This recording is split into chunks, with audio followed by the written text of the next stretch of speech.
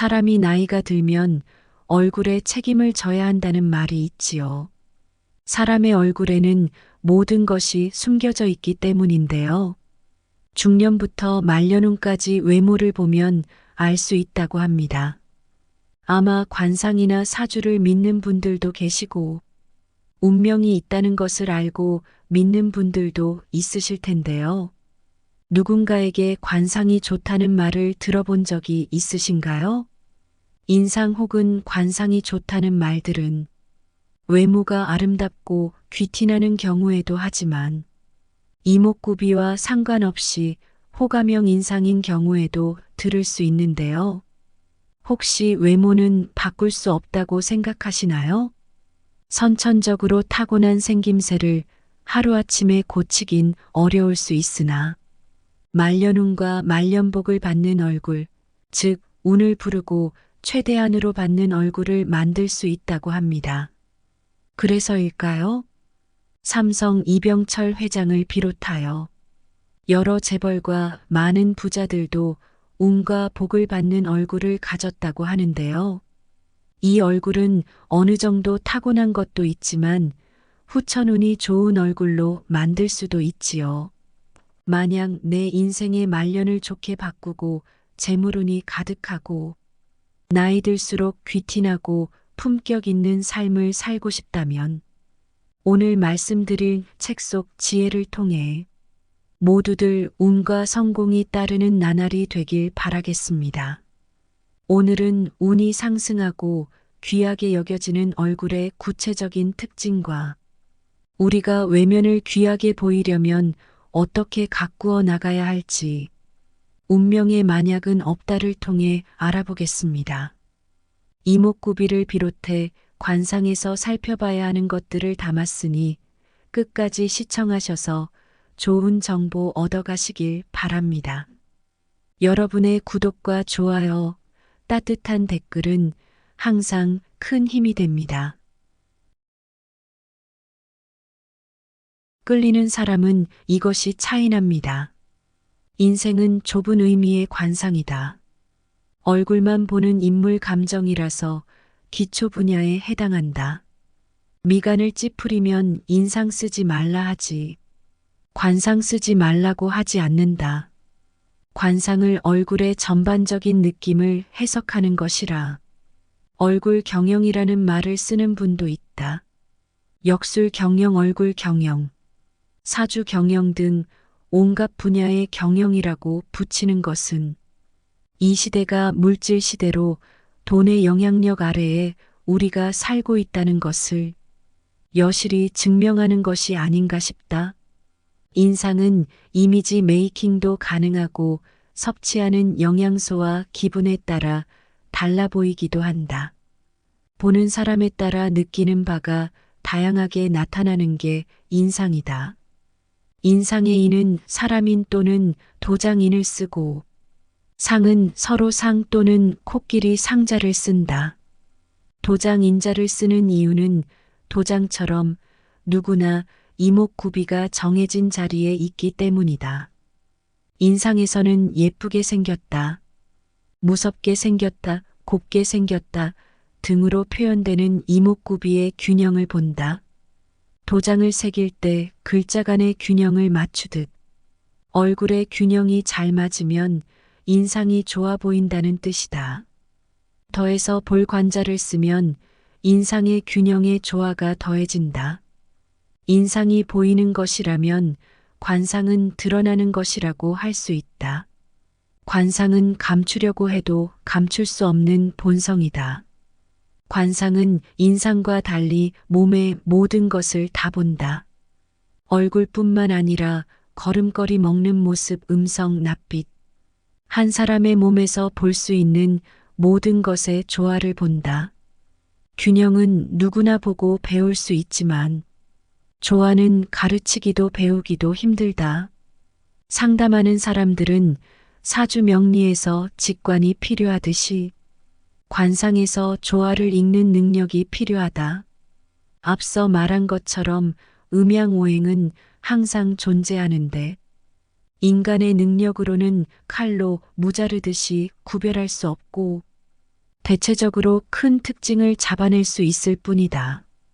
인간의 침입을 허락하지 않는 우주의 조화를 인간으로서 다 파악하는 것은 불가능하다.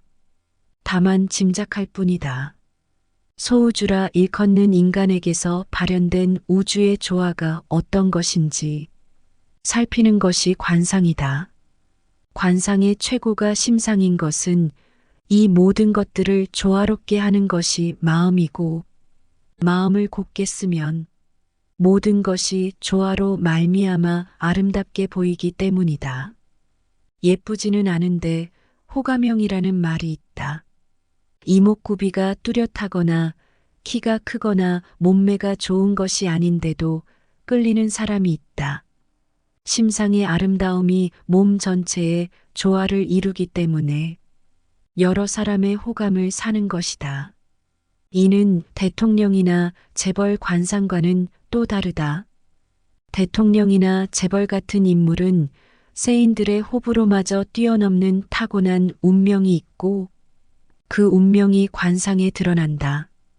인상은 평면, 관상은 입체를 본다.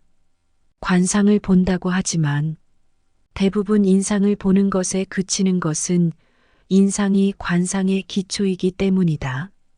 날랜 사람을 보고 족제비같이 생겼다라고 보는 것은 단순하게 평면의 인상만 보는 것이다. 동물에 빗대어 감정하는 동물관상학이라는 분야도 있다. 관상은 인상과 함께 균형을 넘어서는 조화를 본다. 균형이 무너진 상이라도 마음은 그 반대일 수 있기 때문이다. 균형적으로 빼어난 사기꾼들은 호남형의 매너가 좋다. 그래야 남을 속일 수 있기 때문이다. 그런데 사람들은 그 마음을 읽을 수 없으니 사기꾼에게 당한다. 반대로 외모는 악해 보이더라도 마음속은 천사라 할 만큼 선할 수 있다. 균형만 봤을 때 생기는 오류이다. 관상 또한 개체이기 때문에 각자에게 해당하므로 제대로 보려면 개체의 조화를 봐야 한다. 그래야 각 개체가 사주와 관상이 합쳐진 완전한 운명이 된다. 얼굴은 자연의 법칙 그대로 연결된다. 자연에는 기능이 없는데 자연을 그대로 닮았다고 하는 사람의 몸에는 마음이 들어가 기륭이 생긴다. 자연을 강조하는 이유는 자연 속에 들어가야 편안해지기 때문이다. 편안함은 행복을 추구하는 궁극적인 목적이다. 관상에서 가장 중요한 것은 음성과 눈빛이다. 복은 타고나는 것이고 운은 복에 따라 오는 것이라. 얼굴에서 복을 보는 것도 운명 파악의 한 부분이다. 음성과 눈빛이 관상의 주인이고 나머지는 머슴이라고 해도 과언이 아니다. 다른 부분이 조금씩 틀어져 있어도 음성과 눈빛이 올바르면 감안해서 보아야 한다. 유형을 보고 무형의 길을 파악해야 하니 관상은 책을 보고 공부하는 사주 명리보다 더 무겁고 더디다. 많은 사람을 임상하고 시간이 흘러 자기 안에 이론이 정립되어야 비로소 타인의 얼굴을 감정할 만한 실력이 생기는 것이다. 생김새를 아는 것도 중요하지만 마음을 읽는 것이 더 중요하다. 눈은 해와 달에 비유한다. 눈썹은 눈 위에 있으니 은하수로 보거나 자연 형상으로는 나뭇가지에도 비유할 수 있다. 산의 높낮이와 산맥 바위 계곡이 다 다르듯이 광대뼈 코도 제각각이다. 뼈는 돌로 보고 살은 땅으로 본다. 산에서 물이 흘러내리면 바다로 가듯이 입은 복의 최종 종착지 바다로 본다. 바람은 숨을 쉬는 것으로 본다. 자연에 다양한 소리가 존재하듯 사람도 다양한 음성을 가지고 있다. 현재의 형상도 자연이지만 사계절의 시간이 지나는 세월도 자연이다. 봄, 여름, 가을, 겨울 각각 형상이 다르듯이 사람의 초년, 청년, 중년, 말년도 이에 빗대어 보아야 옳다. 사주와 관상, 모든 것은 시간이 주관한다. 동시이기 때문에 시간과 공간은 뗄 수 없다. 그래야 운명의 완성도를 조금이나마 높일 수 있다. 얼굴에는 운명 지도가 그려져 있다. 사주로 통변할 때 8글자의 의미를 먼저 익혀야 하듯이 인상, 얼굴에 나타난 지도를 익혀야만 관상으로 의미를 확장해 나갈 수 있다. 자연의 법칙으로 보면 코는 얼굴에서 자기 자신을 대표하는 자리이다. 코는 얼굴 중앙에 세로로 세워져 있어 나무 몸통이 되고 가로로 누운 눈썹과 눈 그리고 입은 뿌리가 된다. 귀는 세로로 서 있으나 밖에 붙어 있어서 다른 우주로 본다. 관상에서 간목은 머리카락, 을목은 눈썹으로 본다. 몸에 난 털을 초목으로 보면 초년, 청년, 중년, 말년의 변화를 사계절로 정확히 파악할 수 있다. 사계절의 변화와 함께 우리 몸도 변화한다. 몸에 난 털을 초목으로 상정하면 가을의 시기에 들어서면 머리카락이 흰색으로 바뀌어 간다. 가을의 나무는 잎을 떨구고 열매를 수확하게 하며 겨울을 맞이할 채비를 한다. 성장을 멈추고 기다린다. 가을의 금기운이 목을 극하는 것이다. 극한다에서 해치는 의미가 아니다. 금기운에 가을이 있어야 겨울을 견디고 봄을 다시 맞이할 수 있다. 자연의 위대함이 여기에 있다. 가을에 충실하지 못하면 봄이 없다. 가을은 멈춤으로써 만물이 영양분을 뿌리로 보내 겨울을 이겨내게 만드는 것이다. 가을의 자연현상을 단풍이라 할 때 관상에서 너무 아름다운 얼굴은 단풍과 같은 것이므로 곧 불어 닥칠 겨울을 예고하는 것이다. 아름다운 얼굴은 사회생활이 활발함을 뜻하기도 한다. 결혼과 동시에 활동을 멈춘 여자 연예인들이 이혼하고 다시 활동하는 것에 비춰보면 금세 이해할 수 있는 이치이다. 계절은 우주가 만들어내는 변화를 눈으로 확인시켜준다. 얼굴에도 계절이 있다. 이마는 봄, 눈은 여름, 코는 가을, 입은 겨울이다. 이마는 초년운, 눈은 청년운과 중년운, 코는 장년운, 입은 노년운으로 보는 것은 이러한 이치이다. 최고의 관상은 자연 그대로의 조화를 보여준다. 좋은 관상이란 자연을 닮은 듯 몸에 편안하고 자연스러운 자세에서 나온다. 사주와 관상이 하나라고 내내 말하는 이유가 여기에 있다. 인간은 명에 따라 살면서 운에 따른 행동을 하게끔 태어났다. 마음이 내키는 대로 자유의지를 행하면 고달픈 일들이 생기기 마련이다. 운명이 무엇인지 알면 자연현상이 사람과의 관계에서 어떤 논리적인 이치가 있는지 알 수 있다. 그래서 마음을 다스리고 적응하는 힘을 키울 수 있다. 자연에 적응하는 힘을 기르면 편안해져서 얼굴의 화색이 좋아지니 좋은 관상을 갖게 된다. 관상도 태어날 때 받아온 운명의 일부이니 이를 부정할 수 없다. 내게 주어진 복이 운명과 일치한다는 것을 형체로 드러난 관상으로 확인하는 순간 고개를 끄덕이지 않을 수 없다. 뒤태까지 보는 것이 관상이다. 자연의 이치는 한치도 어긋남이 없다. 뒤가 불안정하면 누군가 보필을 할 것이고 보필을 하는 사람이 나쁜 마음을 먹으면 그 마음을 막을 길이 없다. 의지하는 사람도 의지가 되어주는 사람도 제일 중요한 것은 마음이므로 관상에서도 심상이 제일 중요한 것이다. 관이란 고요한 상태에서 자세히 바라본다는 의미이다. 내가 고요해지면 상대를 자세히 바라볼 수 있다. 시만이 트이려면 한 사람의 모든 일거수일투족을 다 관찰해야 한다.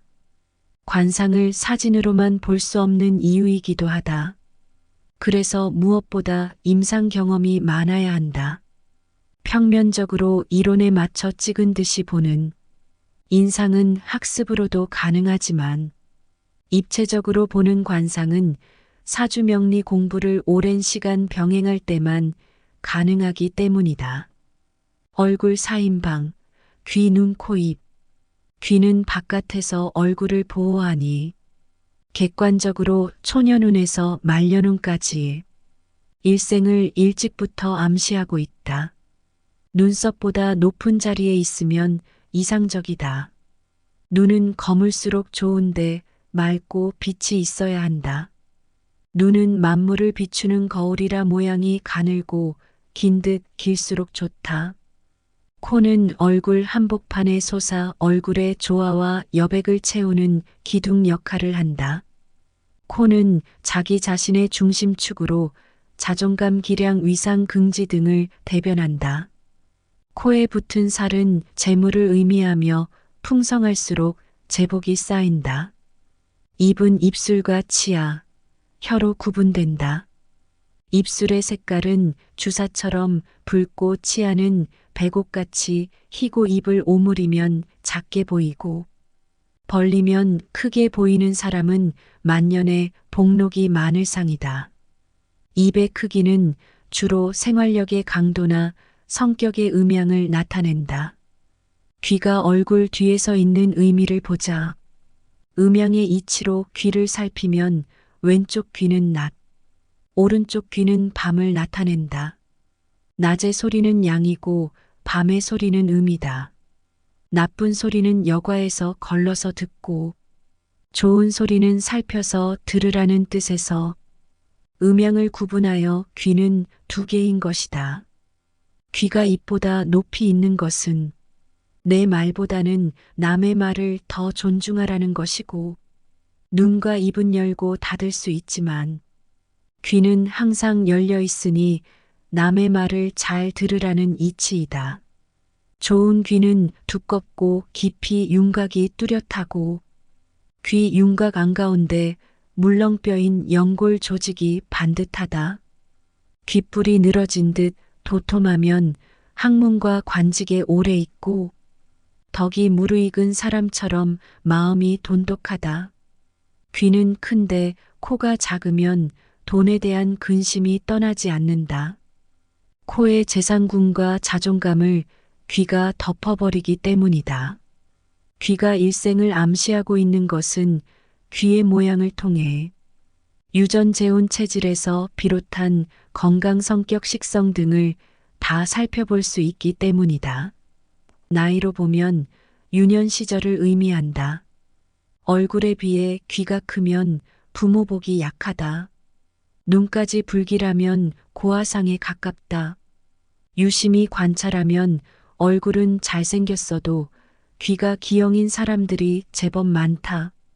소년의 가정 환경이 불우했거나 마음고생을 읽을 수 있는 대목이다. 작은 귀라 하더라도 귓불의 살이 두껍고 단단하고 윤곽이 분명하면 크고 좋은 귀로 본다. 귀를 성형하는 사람은 많지 않다. 있는 그대로 드러내기 때문에 과장이나 가장이 없다. 거칠애가 안 되는 신체 부위가 귀이다. 생김새가 다소 일그러져 밝고 깨끗하면 좋은 귀이다. 열린 자세로 상대방에게 귀 기울이는 사람이라면 응당 윤기가 있고 맑다. 유형의 귀 생김새가 불완전하면 무형의 듣는 귀를 더 열면 된다. 눈은 글자 없는 마음의 사전이다. 스쳐가는 눈빛에도 상대의 마음을 엿볼 수 있다. 젊은 청춘 남녀가 눈이 맞으면 옥황상제가 와서 떼놓으려 해도 소용이 없다. 눈은 정신을 담고 있는 그릇이어야 순간 무슨 짓을 하고 있는지도 모르게 혼이 빠져나간다. 탈무드에는 다 큰 처녀를 집에 가두느니 이 100마리를 울타리에 가두는 게 쉽다라는 말이 있다. 사랑에 빠진 사람은 아무도 못 말린다. 눈을 맞추고 하는 말은 새겨듣되 홀리지 않는 분별력이 필요하다. 눈이 해와 달을 상징하는 것은 정신과 에너지가 머무는 아늑한 공간이고 우주의 집이기 때문이다. 삼백안이라고 해서 검은 눈동자가 흰자 위에 떠 있는 눈을 흉하게 여기는 것도 에너지가 머물지 못하고 불안하게 둥둥 뜨기 때문이다. 남을 업신여기거나 대할 때 사용하는 백안신은 흰자위를 드러낸다는 뜻이다. 전투적 의미보다는 업신여기는 뜻이 강하다. 백안신은 눈동자를 치켜뜬 채 상대방을 보는 형상이다. 따스한 시선으로 상대방을 똑바로 바라보지 않고 치켜뜨면 자연히 눈에 흰자위가 드러나게 된다. 누구나 치켜뜨면 백안이 되기 때문에 상대방을 바로 바라보고 치켜뜨지 않도록 노력하라는 고사이다. 자연의 원리로 풀자면 눈에 흰자가 많은 것은 가을 서리가 하얗게 내려앉아 기운이 차가운 상태로 비유할 수 있다. 입주에서 입동까지이다. 검은 눈동자보다 흰자위가 너무 많으면 음기가 지나치게 올라와 조화가 깨진 것으로 본다. 검은 빛의 옷이라 해서 검은 자 위에 빛이 충만하고 견실하고 맑으면서 큰 눈을 흑칠이라 한다. 흑칠의 눈빛은 경영인 학자 예술가 등에서 많이 찾아볼 수 있다. 흑칠의 소유자는 제복과 명예운을 누린다. 눈이 흐르는 강물처럼 길고 적당하게 가늘고 깊으면서 눈동자에 검기가 칠을 바른 것 같고 점을 찍은 듯이 작은 것은 점칠이라 한다. 시대의 흐름과 물결에 부드럽게 올라타는 점칠은 무리에서 뛰어나 많은 사람을 통솔한다. 또한 점칠은 주변의 환경이나 조건이 나쁠 때 자신이 가진 최상의 역량을 발휘할 수 있다. 실패를 뒤집어 성공으로 이끄는데 기업가 정주영 회장과 이병철 회장이 점칠의 소유자이다. 눈은 해와 달을 상징하기 때문에 밝고 빛나야 세상의 빛으로 쓰임이 생긴다. 눈동자가 초롱초롱하게 빛나는 사람을 기업에서 선호하는 이유도 이 때문이다. 눈의 생김새는 길게 흐르는 강물결의 비유에 적당히 가늘면서 길수록 좋다. 강물은 깊으면서 멀리 흘러가야 하기 때문이다. 눈은 정신적 보고로 선명하고 검을수록 좋은 눈이다. 마음에 근심이 있으면 눈의 탁함에서 드러난다. 마음의 즐거움을 찾아야 밝고 힘찬 눈빛을 유지할 수 있다. 코는 자기 자신의 존엄을 드러낸다. 자존감과 위상을 드러내는 코는 강하기만 하면 위선자가 되고 약하면 감상적인 사람이 되기 쉽다. 콧대가 높고 우뚝 솟으면 거만한 느낌을 주게 되고 납작하면 무기력한 사람으로 보인다. 코의 모양은 지나치게 커도 흠이고 모자라도 흠이다. 얼굴의 중심에 있는 코가 상하좌우 균형을 잡아야 조화로운 얼굴이 되기 때문이다. 코를 중심으로 기준을 둘로 하면 상하로 나누고 셋으로 나누면 천인지가 된다. 중앙상부는 조상 부모 윗사람 초년운 정신 세계를 뜻하고 중앙하부는 자손 아랫사람 말년운 물질 세계를 의미한다. 머리통 뒤끝에서부터 뻗는 조상의 기운은 이마를 지나 코가 시작되는 상근에서 마무리된다. 이마는 조상, 눈은 부모, 코는 자기 자신 코 밑으로는 자손을 보는 것이다. 큰 부자는 하늘이 내고 작은 부자는 부지런히 노력하는 가운데 존재한다. 재산을 만드는 복은 눈과 광골에 있다. 눈이 좋고 사회궁인 광골이 코를 잘 보호하면 지혜와 총명이 뛰어나고 사회성이 좋아 재산 만드는 능력이 있다. 코가 잘 되어 있어야 재산이 증식된다. 아무리 많은 돈이 들어와도 코가 불길하니 축적되지 않는다. 코가 사계절 가운데 가을에 해당하는 부위이기 때문이다. 가을은 결실을 의미한다. 코는 자기 자신이고 재산이고 운명의 중심부라 할 수 있다. 그래서 40일에서 50세까지 코의 지배를 받는 시기이다. 부부운이나 건강 사회 활동성을 코를 통해 알 수 있다.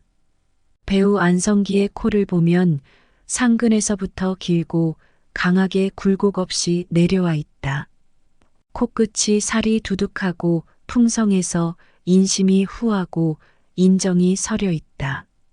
소통에 능하고 타인을 응징하는 말이나 행동보다는 이해하는 측면에서 바라보니 겸양과 예의가 느껴지는 관상을 지녔다. 정신력의 강약은 눈에 있지만 생김새의 강약은 코에 있다. 눈이 마음의 창이라면 코는 운명의 창이다. 실천력과 노력을 얼마나 지닌 사람인지 보여주는 척도이기 때문이다. 얼굴에서 입은 유일하게 타인을 공격할 수 있는 부위이다. 입은 오간 가운데 가장 바쁘고 가장 힘이 센 부위이다. 쉴 새 없이 말하고 숨쉬고 씹는다. 혀는 입안에 숨겨진 창이고 입술은 입안을 보호하는 성과이다. 혀는 날카로워야 쓸모있고 입술은 두텁고 튼튼해야 재구실을 한다. 눈으로 욕을 뱉을 수 없고 코로 사람을 찌를 수 없고 귀로 부채질할 수 없다. 하지만 입으로는 욕하고 상처 주고 부채질하고 위로도 할 수 있다. 입은 감정 표현을 할 수 있기에 희비의 양극적 성질을 지닌 기관이다. 입은 혀가 출입하는 문호로서 한 번 열고 한 번 닫히는 사이에도 영욕을 부른다. 이미 뱉은 말은 엎질은 물과 같아서 주워 담지 못한다. 입은 만물의 조화를 일으키고 깨뜨리는 재주가 있어서 기륭화복이 모두 입에서 일어난다고 해도 과언이 아니다. 입은 작은데 혀만 크면 융통성이 없어 발전하지 못한다. 입이 방정하고 입 끝에 윤곽이 뚜렷하고 입술이 얇지 않고 빛깔이 고운 사람은 애정운, 금전운, 건강운이 모두 양호하다. 입술이 두툼하면 애정과 재물이 내재되어 있어 의식이 풍족하다. 얇은 입술은 냉담하고 이해심이 부족해 타인에 대한 경계심이 있는 사람이다. 경우에 따라서 이해득실을 많이 따지기도 한다. 모든 부위가 그렇듯 입의 모양은 좌우가 비뚤어지지 않아야 한다. 말을 할 때 입술이 비뚤어지는 사람은 의식적으로 반듯하게 바로잡는 노력을 할 필요가 있다. 입이 심하게 틀어지면 부부궁만 아니라 자손궁도 좋지 않다. 입의 길이는 눈의 1.5배를 가장 이상적으로 꼽는다. 입의 크기는 생활력의 강도나 성격의 음양을 나타낸다. 입이 큰 사람은 대체로 생활력이 강해 부양가족이 있고 입이 작은 사람은 바람을 자꾸 불어넣으면 터지듯 문제를 안고 있다. 입과 입 주위는 인생을 총체적으로 평가하는 자리이다. 입과 입 주위의 모양은 서로 보완하는 사이이므로 인간관계와 기륭화복에 많은 영향을 미친다. 야무지고 단정하고 힘있게 보이며 좌우로 약간 올라간 듯한 배 모양을 좋은 상으로 친다. 꽉 다물어서 힘차게 보이고 입술 윤곽이 뚜렷하고 깨끗한 사람은 경제적으로 유복한 가정에서 출생하여 식복을 누린다. 입가에 주름이 많으면 말년에 자식들이 하는 일이 힘들고 이혼하는 자녀가 나오는 등 고통스러운 날을 보낼 수도 있다. 성형은 기운을 돋우는 역할이다. 한 스님이 강론을 하면서 이런 질문을 했다. 하얀 종이를 파란 잉크에 넣으면 하얀 종이인가요? 파란 종이인가요? 어떤 사람은 파란 종이라고 하고 어떤 사람은 하얀 종이라고 대답했다. 스님의 질문은 하얀 종이라는 본질이 파란 잉크라는 환경을 만났을 때 변하는가 하는 것이다. 이 말의 의미는 하얀 종이의 본질은 그대로인데 단지 파란 잉크라는 환경을 만났을 뿐이고 환경을 안 만났으면 하얀 종이 그대로였을 거란 말이었다. 여기서 드는 의문은 왜 파란 잉크라는 환경을 만났을까 하는 것이다. 하얀 종이가 파란 잉크에 안 들어갔으면 종이 그대로일 텐데 왜 들어가게 됐을까? 좋아서 물들었는가? 발을 헛디뎠는가? 하얀 종이라는 본질을 파란 잉크라는 환경과 분리하면 안 들어가면 그대로일 텐데라는 말도 성립한다. 앞서 말했듯 운명은 태어나기 전에 정해진 것인데 파란 잉크에 안 들어가면 될 것이라는 의지가 반영되어 있다. 만약은 없다. 만약 안 들어갔으면 안 변했을 텐데라는 가정은 운명의 존재를 부정하는 말이 된다. 역사에 만약이 없다고 하는 것은 시간을 돌릴 수 없기 때문이다. 우리가 만약이라고 가정하는 것은 지나간 일에 대한 후회 내지는 미련이다. 언제도 늦은 것은 후회다. 바꿀 수 있다면 가만히 있을 사람이 있을까? 부모가 서로 만나기도 전에 내가 태어날 것이 정해져 있다면 이미 모든 것이 정해져 있음인데 그것이 운의 흐름에 따라 변수를 만나 작용을 겪는다. 타고난 천성이 있다는 말이다. 인간의 운명은 통계가 아니다. 3000년 이상 오랜 시간을 거치면서 대체로 이렇게 묶으니 이렇게 운명이 가더라는 통계에서 왔다는 주장은 당치 않다. 운명은 개체별로 다 다르다. 단 한 사람도 같은 운명이 없는데 어떻게 통계를 낼 수 있겠는가? 인간이라는 개체 성립은 반드시 시간과 공간이 만나야 성립된다. 출생 시간, 한 사람으로서 살아가야 하는 시간, 공부할 때, 취업할 때, 배우자를 만나서 가정을 이룰 때와 같은 시간이 결정되고 부모의 유전자로 오장육부에 따른 외모가 결정된다. 인간의 운명은 이때 결정된다. 관상도 이때 결정된다. 그러니 성형수술로 상을 바꾼다 한들 운명이 바뀔 리가 없다. 다만 성형에는 플라시보 효과가 있다. 성형은 좋은 옷을 한 벌 장만하는 것과 같은 효과가 있다. 중요한 비즈니스 미팅이 있어서 프레젠테이션을 해야 하는데 색이 바랜 옷을 입고 나가면 그 프레젠테이션이 성공하겠는가? 친구가 좋은 사람을 소개시켜주는 자리인데 최소한 화장은 하고 옷은 갖춰 입고 나가는 것과 같은 이치이다. 성형은 내 눈에 예뻐 보이는 옷을 입듯 기분이 좋아지고 시선을 받고 그래서 더 자신감이 생기는 효과가 있다. 만약에 성형을 해서 운이 바뀌었다고 느낀다면 좋은 운의 흐름일 때 마침 성형을 해서 그렇게 느끼는 것이다. 용모가 자신감에 불을 붙이면 100을 벌 수 있는 일을 150, 200을 벌 수 있게 사이즈를 좀 더 확장시킬 수는 있다. 그러나 지독하게 하강운에 접어들어서 어떤 일을 해도 만족스럽지 못할 때 성형 수술을 한다고 해서 바로 운이 확 바뀌지는 않는다. 코가 높아야 제복이 있다고 코를 한껏 높이면 그때부터 돈이 막 들어오는 사람이 있는가? 입꼬리가 배 모양으로 살짝 올라가야 돈을 가둔다고 하니 다들 입꼬리를 올리는데 다 돈을 잘 가두고 있는가? 가두기는커녕 성형하느라 도로 돈이 새어나갔을 것이다. 이런 행위로 인해 좋은 결과가 있었다면 원래 운의 흐름에 복이 있었던 것이다.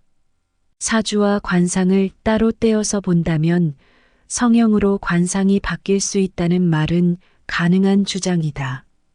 상은 바뀔 수 있지만 성형으로 인한 상의 변형이 타고난 운명을 바꾸지는 못한다.